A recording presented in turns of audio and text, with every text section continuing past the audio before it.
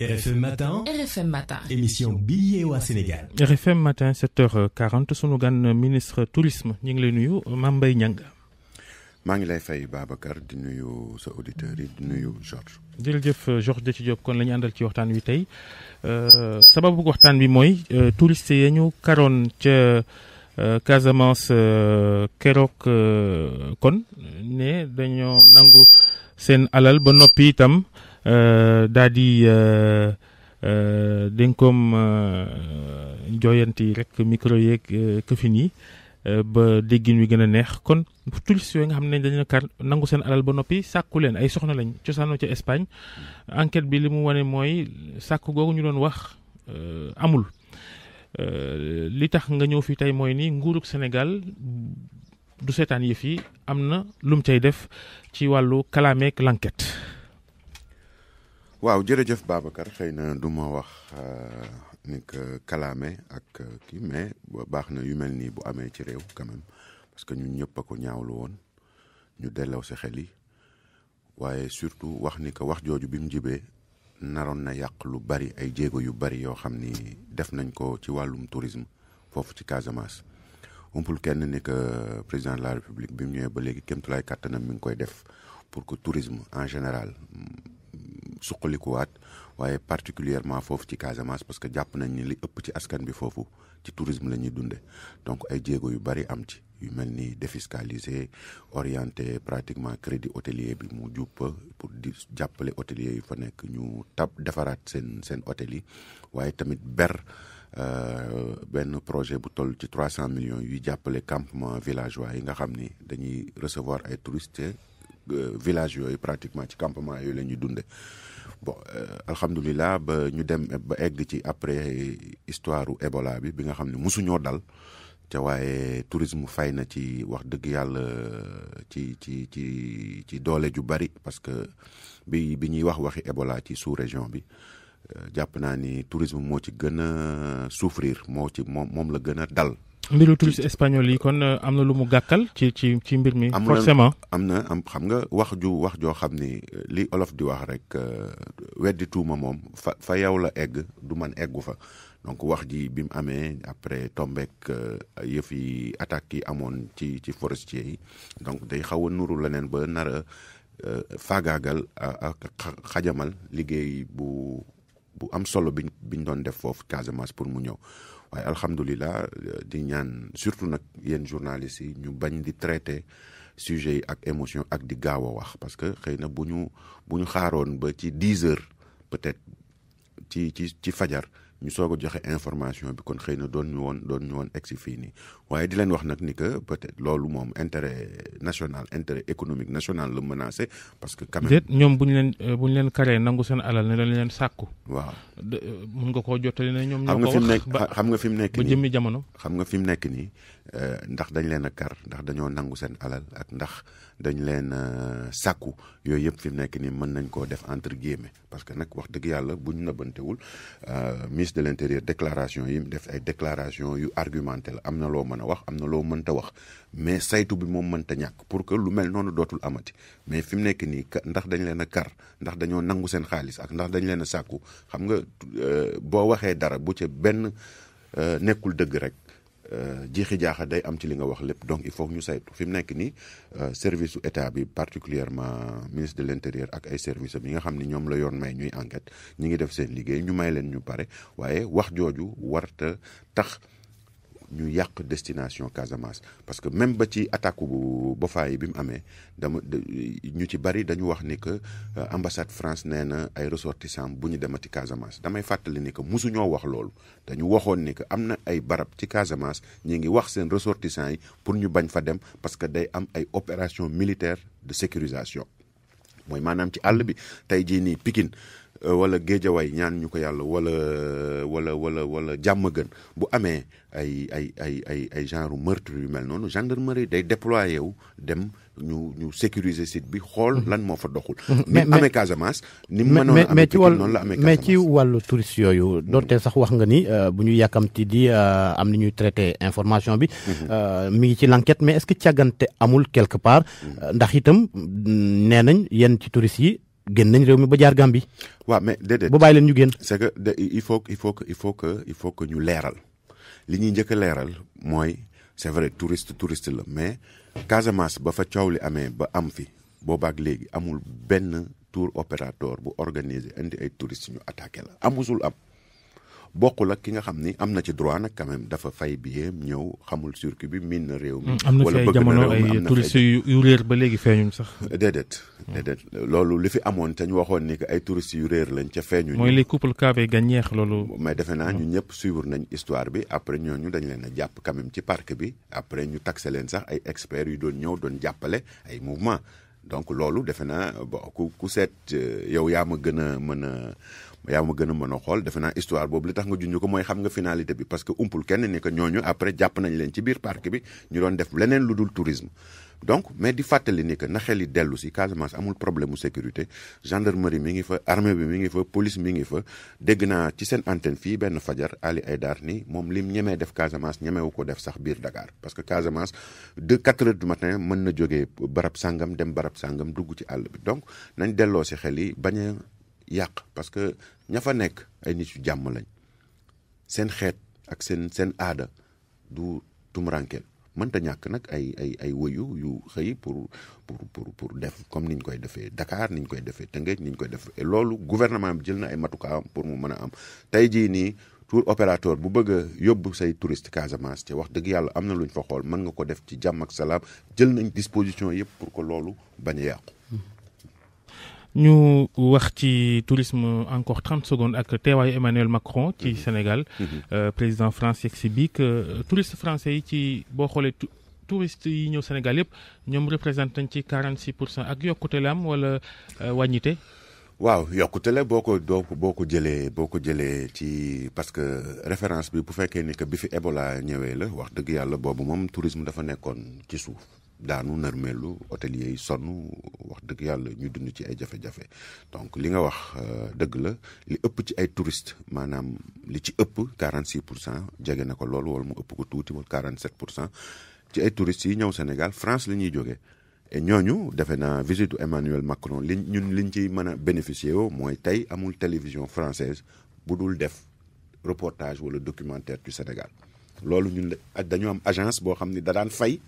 pour que télé yi français yi di wane li am Sénégal tey ak visite u président bi mi ngi nii dina dem Ndar site touristique la donc dinañ wax la am Ndar reportage yi ma jot a gis de li ñu wane moom dara rafetu ci ndax lu ci mel ni élèves yu nekk ci ay classe di jàng ni ay sàkket ñu wërale ko plafond bay waaj a wadd ci kaw gone yi ñu teg ay briques teg seen kay di jàng loolu kay moom waaw déedéet loolu ni ko ñenn ñi di waxee ci Facebook Macky liggéeyul. non ci reportage boobu ngay wax boo xoolee ci biir reportage boobu évaluer nañ fa pourquoi ñu war a jàppale région de Saint-Louis particulièrement parc Djoudj am na ñoo xam ni xool ay picc xool lu mel noonu jaral na leen ñëw donc pour une fois même si il traite plusieurs sujets il traite des sites touristiques yoo xam ni ñun génnewuñ suñ xaalis def ko et dina tax tey ba ñu am yaakaar ni que tubaab yi doon dem dinañ amaat raison wala dinañ fàttaliku ni que Sénégal am na ay raison yu tax ñu war ko mën a ñëw visiter si parce que loolu dañ daan fay pour ñu koy defal tey visite Emmanuel Macron may nañu Europe bi yëpp pratiquement zone francophone bi yëpp Sénégal nekk actualité. mais est-ce que li Babacar wax ci wàllu boppam sax image yooyu nga xamante ne ñu ngi koy wane ci wàllum njàng meek ak ci yenn yi nga xamante ne xëy na rafetul est-ce que loolu yu aussi du yàq deru Sénégal ci wàllu wa. waaw déedéet du yàq deru Sénégal parce que boo xoolee image yooyu li tax ñu dugal ko ci reportage wàllum njàng mi c'est parce que dañoo distinguer Sénégal ci pays. mais aussi loolu quelque part gàcce la ndax bu ñu demee ba ji wone fi nga xamante ne ay abri provisoire la ak. xam nga man maa ngi ko doon jàppe gàcce bu fekkoon ni que dañ fi fekk 1000 abri provisoire tey ñu toll ci 1100 mais bu fekkee ni que fekkoon nañ fi 1000 abri provisoire tey ñu ngi ci 400 abri provisoire donc ay jéego ñu ngi koy def pour que abri provisoire yooyu den et nañu fàttali li tax tey ñuy dem ci di def benn cérémonie ci enseignement Sénégal lañ distingué mu bokk ci dëkk yi nga xam ne ñoo ëpp jéego yi ñu def ci wàllu njàng xale yi et pour encourager dynamique mondiale. mais teewul njàng maa ngi soxe. waaw mais lépp baaxul man encore une fois man damay faral di wax ni que wax dëgg yàlla sama ngëm-ngëm mayuma ma ni lépp baax na fekk lépp baaxul nee naa la ay abri provisoire am na ci réew mi nangu naa ni am na ay xale yu jàng ci conditions yu difficile waaye nañu nangu tamit ni que abri provisoire yi bu fekkoon ñett lañ fi fekk tey benn moo fi nekk donc bu jéego yi eggee incha allah d'ici 2020. mais Mame Mbaye Niang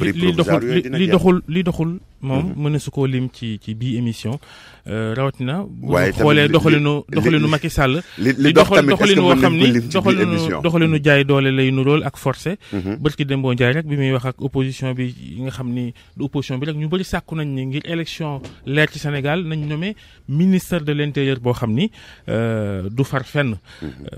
mu ni du ma ko def tey du ma ko def ëllëg mel ni Sénégal këram la. te li mu yor dañ ko dénk képp waaye mel ni nga tim say doom guux say lex naan lii laay def par force loolu nees ko mën a jàngatee. xam nga yow yaa gis ni que dafa mer dafa guux ay lexam dafa def leneen loolu sa gis-gis la am na ñeneen ñu gisewul noonu man mën naa la nangul sa gis-gis mais nangul ma sama gis-gis bi ma nangu mooy moomul réew mi et wanul nit ñi ni que moom réew mais li am ba am mooy moom la sénégalais yi wóolu moom lañ jiital et moom la yoon may sañ-sañ mu tànn Mame Mbaye ministre du tourisme tànn ministre de l'intérieur tànn ministre des affaires étrangères moom la ko yoon may léegi ndax est-ce que ministre de l'intérieur bu far wala bu farul dina tax processus bi leer defe naa suñu jaar-jaar ci démocratie ak li fi am wane na ni que fii Sénégal quand même ak lu nit bañ da ngay nangu ni que ay élection kenn mënu ko fee truqué kenn mënu ko fee sàcc. loolu mooy ko ci législative ay transfert d'électeurs ay ordre de mission yu ngeen joxe ngir njuuj njaaj moo leen tax a gagné Dakar. waaw mais xam nga buñ mënoon a gagné bu fekkoon ne que loolu ñuy wax loolu ñu ñuy jiiñ dëgg la kon duñ perte Kédougou. mais xaaral rek bu fekkoon ni que loolu ñuy wax parce que nag ñun suñ sañ-sañ mooy bu ñu sañoon bépp pexe bu ñu yàlla may def nañ ko pour gagné parce que nag loolu parce que dañ doon xëccoo ak suñuy nawle. bu fekkoon ni que sañ-sañ yooyu am nañ ko mën ba ci càcc non ay règle la bépp pexe mooy génn wax ak sénégalais yi wax leen liñ def wax leen liñ nar a def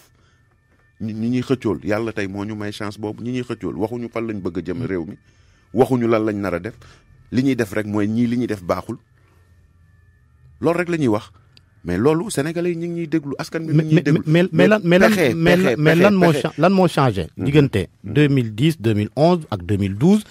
ak tey gii nii ba moom Macky Sall di naan du nommer une personnalité neutre ndax doonte sax militaire la wax du ko nommer ci ministère de l'intérieur. waaw mais ndax loolu moo nekkoon exigence am. jamono ji mbokkee ci opposition ba. defe naa xeeb réew mi la parce que nag xeeb réew mi la. ci wax ni que dañuy nommer un militaire avec tout ce que représente ak li militaire di tekki yëpp ak fi Sénégal toll ci démocratie. Macky Sall ci boppam moo waxi militaire waaye opposition bi dafa ne une personnalité neutre pour l'organisation des élections. xaaral gis nga à chaque fois que ñu wax ju mel noonu gis nga ba ci dialogue bi ñu waxee ni que ministre Aly Ngouille du jiite dialogue bi daf ni leen proposer leen moom mu nommer leen ambassadeur boo xam ni ñëpp nangu nañ maanduteem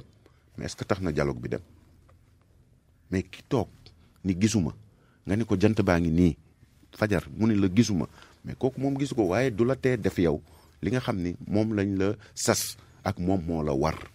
da nga koy def rek cay dékku wax ji parce que nag nit ñi am nañ nopp am nañ xol dañuy yëg dañuy xalaat élection fii ni Sénégal bu fekkoon ni que mën nañ ci def dara gagné Dakar kon duñ ko gagné ak 34% kon duñu am 49,8%. mais li ma la bëgg a laaj jamono ji lan mooy intérêt discussion yi nga xamante ne sumb nañ ko concertation sur le processus électoral te lu ni mel bokkoon na ci terme de référence yi Macky Sall mi nga xamante ne moom la ñu war a jébal li cay tukkee déjà wax na ban dogal lay jël. déedéet est-ce que faussé wul jeu bi. processus électoral bi li ci nit ñi d'accordul woon gis nañ ko ay carte yi ay lii ak woo nañ ñëpp pour ñu waxtaan diisoo la. ba noppi fixé na datu présidentielle bi 24 février 2019 déjà mais yoon te waxtaan yi sotteekut. waa déedéet yoon moo ko may ñun ñëpp gis nañ ni que diisoo bi parce que waxtaan bi bu ñuy fàtte ñun ay démocrate lañ waxtaan dialogue dans un pays démocratique assemblée nationale lay am lii am di woo parti 300 et quelques partis yi fi am pour diisoo pour am unanimité la. pour waxtaan pour que ñun ñëpp ku ci nekk wax sa xalaat bu mënul am démocratie nee na assemblée nationale la ñuy yóbbu et li ñuy wax ci dialogue bi li ko bloqué. li ñuy waxtaan kay buñ ca jëlee dogal waxtaan wi amatul solo. waaw mais déedéet parce que li ëpp solo nga ni kaa ñu waxtaan ñii ñëw ñii ni ñëwuñu nga mu wóor la ni que mbébétu yóbbu yëf yi ba mu des 6 mois la ñu ne la non CEDEAO wax na ni que kenn du changer règle yi kenn du def leneen ñun ñëpp xam nañ ni que mbébét bi loolu la fi mu nekk nii waxtaan ni li ko arrêté mooy que d'accord uñu. coow li nag mooy coow li mooy 24 février bu fekkee mooy élection présidentielle nan ngeen ciy génnee ba faluwaat ndax liñ leen di wekk bëri na Ousmane Sonko ci semaine bi présenté na livre bi mu def ci wàllu pétrole ak gaz. ci présentation bi gis nañ fa kàddu yi Abdoul Mbaye ancien premier ministre Macky Sall Thierno Alassane Sall ancien ministre énergie bu Macky Sall lañ fa yëkkati ci loo xool ak lu ñu leen njabootu président rawatina Aliou Sall lëkkaloo nag pétrole bi lool ci Sénégal. waaw xam nga man mën naa nangu sax Ousmane Sonko wax dëgg yàlla parce que boobu ba léegi li muy wax ay bind naa livre livre bi bi mu ko bindee bi mu ko génnee yéen journalistes yi ci seen bopp yéen a njëkk a am lu leen bett parce que amul dara lu bees lu mu ci def lu dul dem jël article de presse yi journalistes doon bind mu dajale ko amul benn preuve bu mu fi ñu ma ko indi bu mu ci indi ca ku Thierno Sall moom laa lay wax comme preuve man ci boppam benn conseil des ministres moo xëy suba teel ni ma ne ko livre bi mais il faut que cadre yi prononcé wu ci mu ne ma non on va pas répondre à des choses comme ça c'est des balivernes c'est le mot qu'il a utilisé baliverne tey bu àddina doxee. maanaam nga ni Thierno Alassane Sall. da doon wax ni li ñuy coow ci pétrole Sénégal jarul coow. xam nga man samay position yu tranché la man li ma xam laay wax li ma dund laay wax c'est-à-dire coowul pétrole bi mu amee bi Aliou ne du ci tontu parce que dafa jàpp ni que ay waxi kasaw Aliou Sall man bokk naa ci ni ko da ngaa war a tontu da ngay tontu parce que xëy na li nga ci xam-xamuñu ko Thierno mani la maa génn ñoo ñëw conseil des ministres avant muy commencer Thierno Alassane Sall mani ko mais il faut répondre à Sonko mu ni ma on va pas répondre à des balivernes waa kooku wax loolu tey ñëwaat toog ak nit kooku di ci wax bokk ak koo xam ni moo contresigné décret bi non nañ leen xool ci ban réew lañ nekk c'est-à-dire yëf defe naa du ngor nga bokk ci yëf di ci wax la nga cay wax ñu dàq la ca nga génn di ci wax leen defe naa loolu du yëfu nit ku baax parce que lii ñuy wax nii ci pétrole man 2 semaines ci ginnaaw boo ko jëlee am na benn émission bu ma def ak sa naataango ma ni ko gis nga wax ji xam nga ci fan lañ jëm léegi xool nañ amuñu bilan amuñu luñ critiquer bëgguñu ñu wax bilan bëgguñu ñu wax ci dëkk bi ak réalisation yi ak modèle économie ci liñ ñu bëgg a jëmee wax ji ci waxi góor jigéen ci waxi franc-maçon ak ci waxi pétrole lañ fi bëgg a indi. 2 semaines juróomi semaine ci ginnaaw laa ko waxoon mais tey ñii bëgg a yanu wax ji di ko wax. defe naa ngor nanguwu ko diine nanguwu ko amul dara lu ko nangu lu rafet parce que munoo fi nekkoon wax li ngay wax daan ni pétrole bi dara amu ci garanti nañ ko liñ ci def lépp nga wax ko matul 2 weer ñu dàq la ci mbir nga ñëw di ci wax ju mel ni defe naa c'est pas responsable. c'est pas moral et ce n'est même pas conforme à l'appellation de son mouvement la République des valeurs parce que les valeurs ne peuvent pas encourager quand même je sais pas xaw ma nan lañ koy waxee des positions à géométrie variable telles que ni ko yenn journalistes yi commencé ministre du tourisme moo nekkoon sunu gan jërëjëf Georges Déthié Diop RFM Matin RFM Matin RFM Matin émission bi yee waa Sénégal